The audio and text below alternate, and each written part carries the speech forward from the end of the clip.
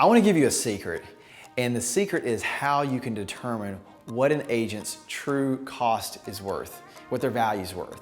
Many times they talk about, real estate agents are referring to the commission, right?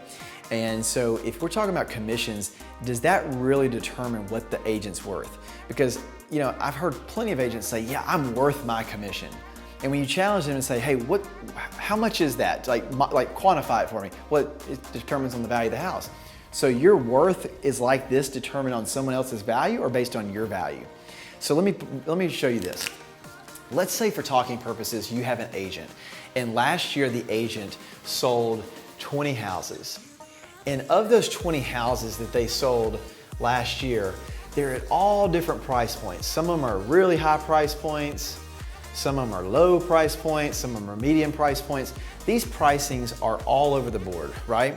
And so let's just say for talking purposes, you have an agent that sells $1.5 million house. That's a big house, and they got paid a lot of commission for that. You have an agent that may have sold a $500,000 house.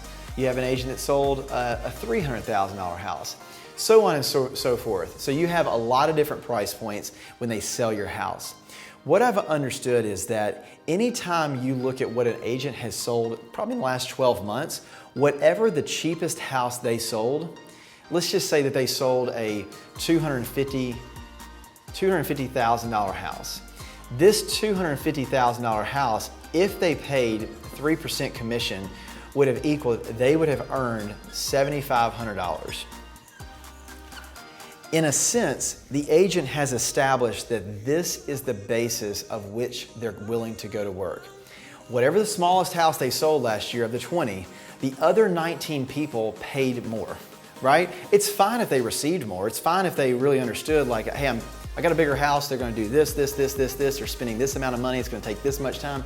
That's totally fine and acceptable, I totally understand that. But if the service is the exact same, then it's fair to say that when they charge someone $7,500 on a $250,000 price point, anyone else who paid more than that, so like this person, they actually paid $7,500 too much.